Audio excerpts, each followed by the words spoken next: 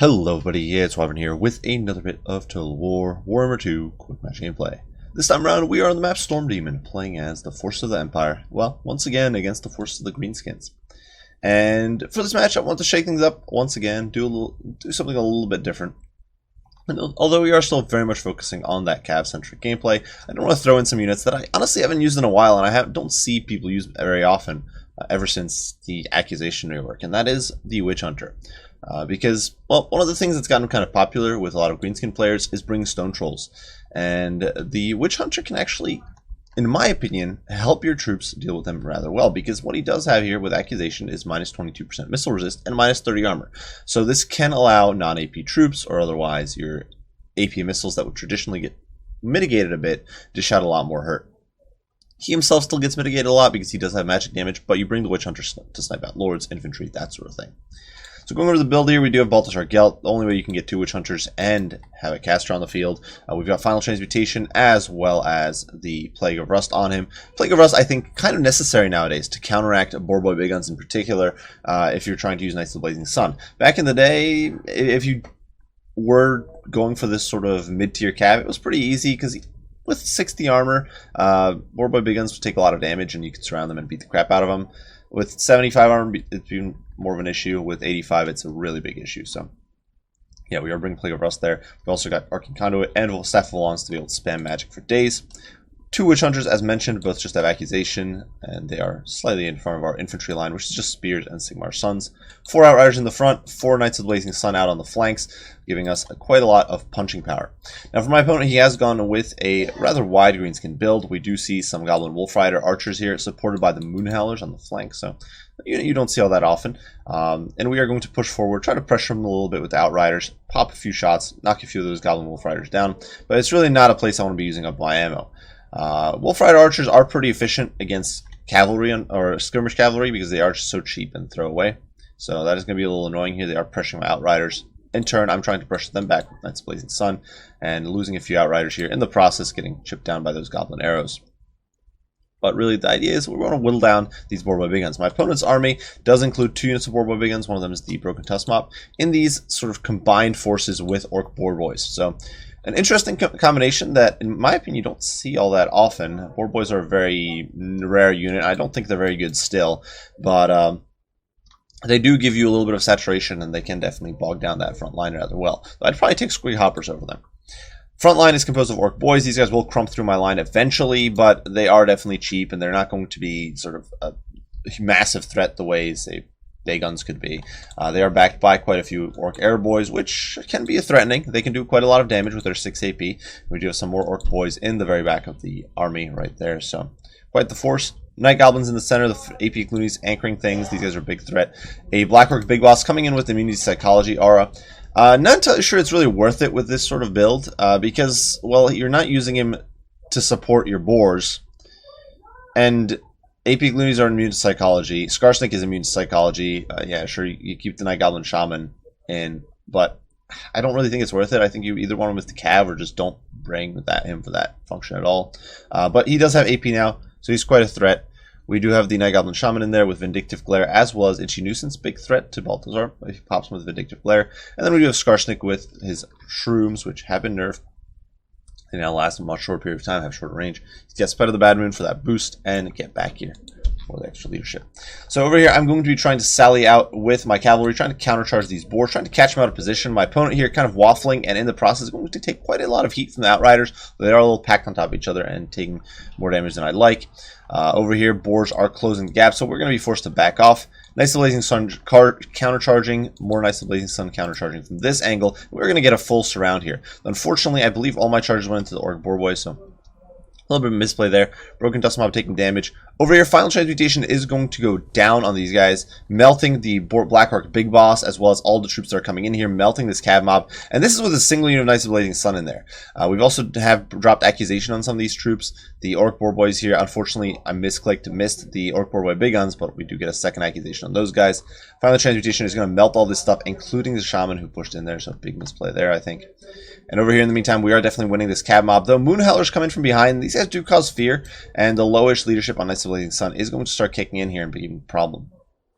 Broken Tusk Mob is slowly being ground down, which is definitely not great. Itchy Nuisance breaking the combat stats on my Knights of the Blazing Sun, and under that constant archery fire, they are starting to waver. You see that leadership tanking, even though Outrider support is clearing out the enemy cav. So at this point, balance of power pretty heavily in my favor. We've managed to score ourselves a pretty big win there. My infantry is surging forward to intercept my opponent's infantry, and Knights of the Blazing Sun are pulling back.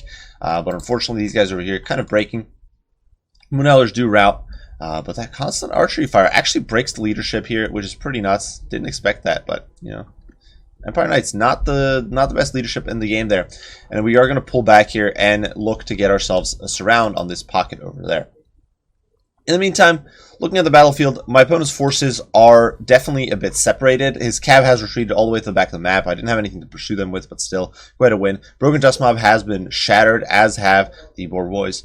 Moonhowlers are over here, rallying in the distance, and there are still these Wolf Rider archers. But at this point, my opponent's army is basically reduced to archers and infantry, but that is not to say it's a spent force. My Knights of the Blazing Sun are very beat up. Orc Air Boys are not pushovers in melee. They are something you have to be very wary of. And although we are going to get a nice surround here, we are going to compromise these Orc Boys. We are getting swarmed by the mob of infantry, and my opponent is able to keep them in the fight. He's pops by the Bad Moon, getting a massive boost of damage here against my Knights of the Blazing Sun. And in a bit of a misplay here, I'm not actually able to extricate myself, really. And so despite trying to force my troops back, I'm not able to get out. Wall is going down, and my troops are going to take a massive chunk of damage here. Knights of the Blazing Sun just getting chunked. Very much not where they want to be in life. Over here, the Knights of the Blazing Sun did run off the Moonhowlers and are now engaging on the Goblin Wolf Rider Archers while my opponent isn't paying attention. Getting a good chunk of damage in there and killing quite a few models. Unfortunately, over here, we're not able to get the damage in. And we're really not able to keep. If we look here at the pocket, the Knights of the Blazing Sun are just not able to extricate themselves, getting body blocked by their own state troops. So a bit of a misplay there on my part. I didn't pull them out fast enough, and now they are paying the price, taking some immense losses. And my opponent getting massive value that he really shouldn't have been getting if I'd played that smarter. Here in the distance, Boar Boys have rallied, as has the Shaman. I wasn't able to pursue him off the field. Air Boys raining hell down on the Knights of the Blazing Sun, who doing their very best here, as the Outriders do pivot out to the flanks, looking to get some flank shots. And we are slowly but surely whittling this pocket down. Balthazar Gelt watching from high on, and Sigmar's Sons, sticking in there and dishing it out. Sigmar's Sun's very strong in this sort of situation. They can just grind out and tank for a long time. Witch Hunters popping shots into the fray, focusing on Skarsnik and the Black Orc Big Walls, trying to whittle them down. But if they get shots into the Orc Boys here, they can actually do quite a lot of damage. They can pierce multiple models. Knights of the Blazing Sun, in the meantime, clearing out Orc Air Boys as best they can. So at this point, with their very low HP and a lot of damage taken, they're just not going to. The model count's kind of low. They're going to struggle to kill off Knights of the Blazing Sun or Air Boys at this point. Even though normally at full HP they just mulch them, it's tough now. Over here on this flank, Outriders do try to engage on the Goblin Wolf Riders. I thought I could run them off because while Outriders are terrible in melee, Goblin Wolf Riders are even worse. But unfortunately, as it turns out, I can't. 2 units of Outriders is not enough to run these guys off quickly. We're taking fire from the Orc Air Boys, so massive miscalculation there on my part. But my opponent has made a massive mistake here in the center where the Black Orc Big Boss is isolated alongside Skarsnik, and now fire is pouring in from the horde of Outriders. You can see Skarsnik there losing hundreds of HP. Knights of the Blazing Sun just sitting back here and recouping their HP. We are going to get another final transmutation, punishing this blob play. And my opponent does try to pull back out of this pocket, but this is going to cause a rout as rear charges or as rear attacks are in play. Here, a bit of slip up, Knights of the Blazing Sun still getting shot and me not microing them into the fight. Just huge misplay.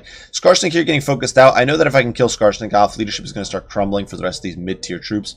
Balthazar does try to snipe out the Goblin Shaman, but isn't able to get on there before the Boar Boys are catching up. And I'm not all about that, getting surrounded and beaten down by Boar Boys, so we're going to take off and get the hell out of Dodge. Knights of the Blazing Sun, in the meantime, do engage on the Orc Air Boys, getting quite a bit of hurt in on these baddies, but unfortunately, the return fire from the Orc Air Boys, who I don't really have a way of shutting down right at this moment, is doing quite some punishing work. And, Knights of the Blazing Sun are starting to die here. These guys down to 20 models, these guys down to 13. We do still have, I was going to say we do still have some left, but I actually believe that's it. We do have this unit at 10 models here fighting it out with the Night Goblins. So it's really down to the Outriders, who are doing their very best to murderize Skarsnik over here. And then the Witch Hunters. Those are really the key units left at this point. Now, as my opponent does break my Knights of the Blazing Sun there, really, there wasn't much to break at that point. They were basically all annihilated. But as he does break through, we are going to start pulling back with our Outriders. We were able to clean up the Wolf Rider Archers. So spinning loons do go through. The nerf on these guys is basically irrelevant. Witch Hunter being pursued, but he can keep popping those 360 no-scopes as he's retreating, doing some insane damage to the boar boys when they're not disrupting him. Though, as you can see there, he does pop a shot off. And the Outrider fire is coming in from all sides, breaks the boar boys first. Boar boy big guns will not be long for this world. And as our countercharge hits home, the Knights of the Blazing Sun making contact there. My opponent's leadership does buckle. We did snipe Scarsnake out there in the distance, or almost had him. And the shatter goes through. So at this point, it's going to be a little bit of cleanup in aisle 9 as the AP loonies are mopped up. My opponent does concede the game. So a very tight and close match. Very well played to Wolfman. Call him Wolf. Really, I think the match came down to the fact that the early game engagement really gave me a huge edge. I managed to wipe out all of my opponent's cavalry essentially with minimal losses. And that allowed me to survive despite some pretty significant misplays later on in the game, like getting my infantry caught out, or sorry, my cavalry caught out by my opponent's blob of troops. One big misplay though, or for my opponent though as well, that hurt him a lot, was getting blobbed up for final transmutation. I got 2 beautiful juicy final transmutations that just melted the Blackrock Big Boss, melted the Cav, and then melted the Big Boss and Scarsnake later in the game, and that was just an absolute tipping point there. Something that's very hard to rebound from. As for the build here, I'm not sure it's necessarily the thing I'd go for if I was going for a super competitive Empire composition, but I was happy with the Witch Hunters. They did rack up 40 and 50 kills. They did some good damage to the Big Boss and Scarsnake as well. Outriders did some good work. It's hard to judge with the kills, but I was very much focused on killing off the heroes and lords in this game. Unfortunately, they just were not able to deal with the Goblin Wolf Riders. I kind of feel like I would have been better off dropping maybe one of these guys and shuffling around some money to get a unit of Pistoliers in there just as a cheaper zoning tool against Wolf Riders. Not entirely sure how I do it, but I think, or maybe like 2 units of Pistoliers and 3 Outriders. Just try to shuffle around some ink spend to make that money. Maybe swap some Knights of the Blazing Sun for Rice Guard, something like that. But regardless, well played to my opponent. Interesting choice on the Orc Boar Boys. I'm not a big fan. I think they're a pretty awful unit still after their armor buffs. Mostly just because their Squig Hoppers would be better. I think that in this situation, if you charge in with your Boar Boy Big Guns, throw some Squigs in, get support from Spite of the Bad Moon, you are in a very strong spot and can get a lot of work done. Well played with the Goblin Wolf Riders. They got way more value than they should have. Very good value on the Orc Air Boys as well, doing massive damage. Keep in mind, most of these kills, Knights of the Blazing Sun or Outriders, so good value there. Cool to see them used. You do see them more and more often nowadays, so it's not like a niche pick, but still always fun to see Orc Airs instead of a Goblin firing line. So all in all, a very cool army. Lots of fun there. Cool to see the Blackrock Big Boss chunk some poor Cav that couldn't get away fast enough. And that's that. So I do hope you guys enjoyed the video. If you did, leave your likes, subscribe, comments, critiques, or anything you'd like to add down in the comments below. I will respond as soon as I can. I do thank you all for watching, and we'll see you all in the next one. Bye for now.